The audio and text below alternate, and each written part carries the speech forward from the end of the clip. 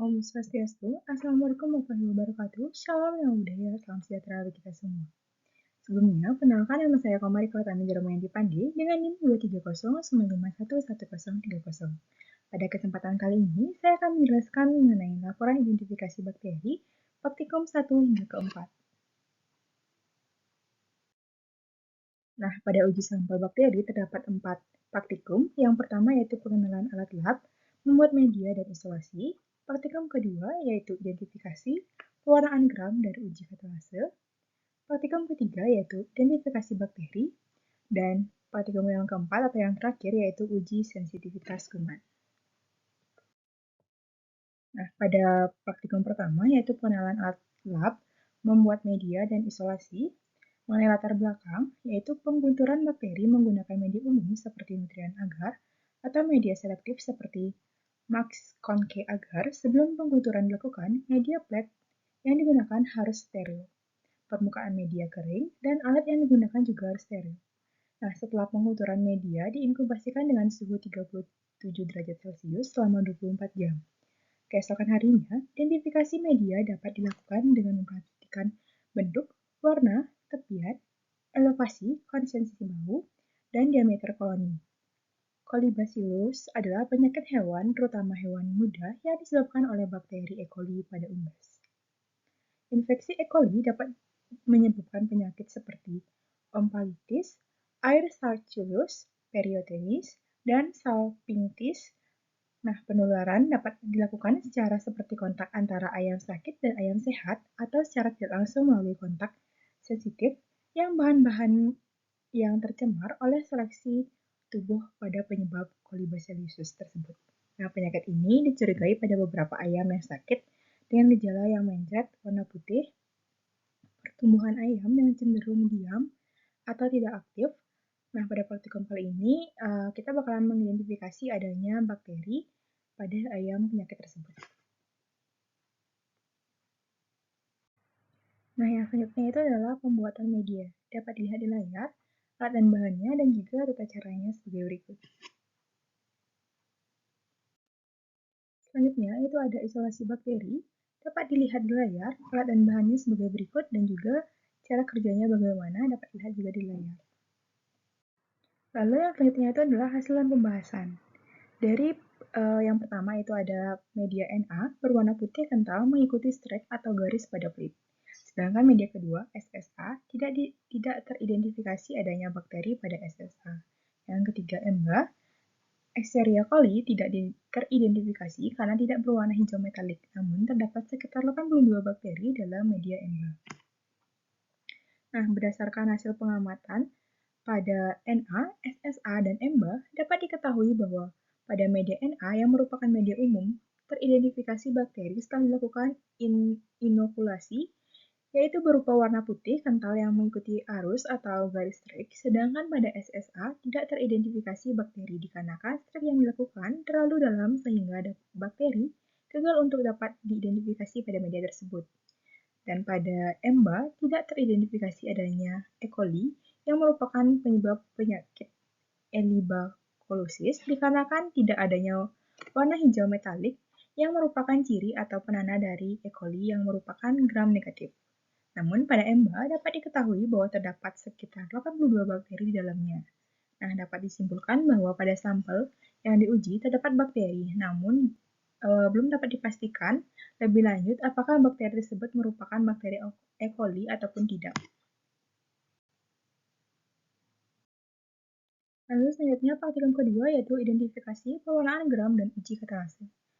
Yang pertama itu adalah latar belakang. Pewarnaan gram bertujuan untuk membedakan bakteri dua kelompok, yakni bakteri gram positif dan gram negatif, serta warna gram dari bakteri yaitu merah dan biru. Prosedur kerja dari gram ini yaitu menggunakan 4 macam larutan, yakni kristal, violet, iodin, alkohol, dan safranin. Pewarnaan gram merupakan salah satu prosedur yang paling banyak digunakan untuk mencirikan bakteri. Dari pewarnaan tersebut dapat diketahui morfologi sel antara lain sifat gram, bentuk sel, dan penataan sel. Nah, fungsi dari pewarnaan bakteri terutama memberikan warna pada sel dan bagian-bagiannya, sehingga menambah kontras dan tampak lebih jelas. Bakteri yang terwarnai jika termasuk dalam gram positif akan mempertahankan gram pada kontur kristal violet, sedangkan pada gram negatif akan kehilangan satu warna kristal violet setelah dicuci dengan pewarnaan saffarin. Selanjutnya yaitu uji katalase, merupakan uji yang bertujuan untuk mengkonfirmasi apakah mikroorganisme yang ditemukan termasuk dalam kelompok bakteri yang memecahkan H2O2 menjadi oksigen. Uji katalase dilakukan dengan cara membuat usapan di atas gelas objek yang kemudian akan ditetesi oleh 2 tetes H2O2 3%. Nah, jika hasil akhir terbentuk gelembung gas, hasil degradasi H2O2 oleh enzim katalase, maka pemecahan tersebut bersifat positif. Nah, katalase merupakan suatu enzim yang dapat mengkatalasi penguraian hidrogen perioksida menjadi H2 dan O2. Hidrogen perioksida merupakan zat yang bersifat toksik terhadap sel dikarenakan bahan ini dapat mengidentifikasi enzim di dalam sel tersebut. Dan ini merupakan alat bahannya, dapat dilihat di layar. Ada cawan Petri, saffarin, alkohol, dan lainnya. Baik, selanjutnya itu adalah cara kerja dari pewarnaan gram dan uji katalase. Dapat dilihat di layar. Yang atasnya merupakan bagaimana cara pewarnaan gram, yang lalu yang di bawah itu adalah tata cara dari uji katalase tersebut.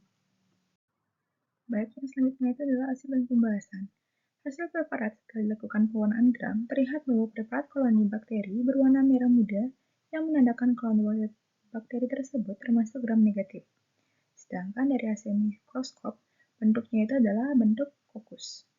Dan hasil uji katalase, tidak ada buih yang terdapat dalam preparat tersebut, dikarenakan bakteri tersebut tidak mengandung enzim katalase. Nah, berdasarkan hasil praktikum yang telah dilakukan, dapat diketahui bahwa bakteri yang diidentifikasi merupakan bakteri gram negatif karena berwarna merah muda setelah dilakukan pewarnaan. Berbeda halnya dengan bakteri gram negatif positif yang akan berwarna ungu, sedangkan bentuk dari bakteri itu sendiri di bawah mikroskop ialah berbentuk kokus. Pada uji katalase, tidak terdapat gelembung udara atau buih karena bakteri itu tidak memiliki enzim katalase. Baik, selanjutnya itu adalah praktikum yang ketiga, yaitu identifikasi bakteri. Identifikasi bakteri merupakan kelanjutan dari isolasi bakteri pada berbagai media biarkan dengan tujuan untuk mengetahui sifat-sifat biokimiawi bakteri dengan penumpukan dari berbagai media.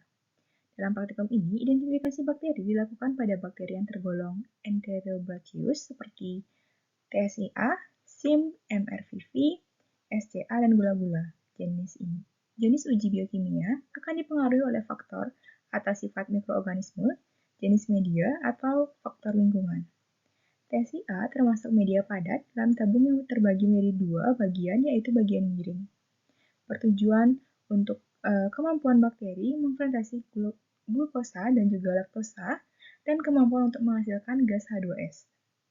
SIM medium merupakan media semi-solid untuk mengetahui pergerakan bakteri, sedangkan untuk MRVV medium memiliki cairan konsistensi cair bertujuan untuk mengetahui sifat bakteri memproduksi asam tunggal atau campuran sebagai hasil fermentasi terhadap glukosa. Nah, uji MR bertujuan untuk melihat organisme menghasilkan dan mempertahankan produk asam stabil yang ditandai dengan berwarna merah jika positif dan kuning sebagai hasil negatifnya. SCA digunakan untuk membedakan famili dan kelompok aerogenes berdasarkan pemanfaatan sitrat sebagai satu-satunya sumber karbon. Uji gula-gula menggunakan berbagai jenis karbohidrat untuk mengetahui sifat-sifat bakteri dalam kemampuan memfermentasikan laporan dan mengetahui produk gasnya. Selanjutnya ini merupakan alat dan bahan dari identifikasi bakteri, dapat dilihat di layar. Dan ini merupakan 5 cara kerja dari identifikasi bakteri tersebut. Selanjutnya itu ada hasil dan pembahasan. Nah, yang bagian yang pertama itu ada hasil uji MRVV. Jika positif dia bakal berwarna merah, dan jika negatif dia bakal berwarna kuning. Lalu selanjutnya itu ada uji SIM medium. Yang positif akan adanya pertumbuhan bakteri, dan yang negatif tidak adanya pertumbuhan bakteri. Sedangkan untuk uji TSIA, yang positif bakalan berwarna merah, yang negatif bakalan berwarna kuning. Lalu uji SCA, yang positif berwarna biru, yang negatif berwarna hijau. Dan yang terakhir ada uji gula-gula, yang positif terdapat pembentukan gas, yang negatif itu tidak adanya pembentukan gas. Nah, berdasarkan hasil pengamatan di atas, dapat diketahui bahwa tabung A pada setiap tabung reaksi merupakan bakteri E. coli dikarenakan pada uji MRPV terlihat warna merah yang menunjukkan hasil positif. Dan pada uji idol terlihat warna merah ceri pada permukaan yang membentuk cincin, menandakan variasi indol positif. Pada uji SIM medium menunjukkan hasil positif E. coli yang ditandai dengan bakteri yang tumbuh pada tempat sel yang ditanam. Pada uji TSIA, pada bagian bawah berwarna kuning dan pada bagian miring berwarna kuning pula yang menunjukkan suasana yang asam pada bagian bawah dan miring, sehingga sesuai dengan pendapat label yang menyebutkan hasil E. coli berwarna kuning karena E. coli di media TSIA memfermentasikan glukosa, laktosa, dan juga sukrosa. Lalu pada uji SCA, E. coli menunjukkan hasil negatif karena E. coli tidak dapat menunjukkan sitrat sebagai sumber karbon, sehingga ia tidak dapat menaikkan pH dan juga mengubah warna medium biarkan dari hijau menjadi biru. Yang terakhir, uji gula-gula digunakan untuk mengisolasikan bakteri E. coli dengan cara mengetahui kemampuan bakteri tersebut dan memfermentasikan karbohidrat, di mana E. coli pada gula-gula ditandai dengan adanya gas pada tabung Durham. Pada tabung B dapat diidentifikasi sebagai bakteri Shigella sp karena hasil uji yang memiliki keterbalikan dengan hasil uji dari bakteri E. coli tersebut. Lalu, praktikum yang terakhir yaitu uji sensitivitas. Uji sensitivitas bertujuan untuk mengetahui pola kepekaan bakteri yang dibedakan menjadi 3 kategori yaitu peka atau sensitif, intermediate, dan juga resisten terhadap antibiotik.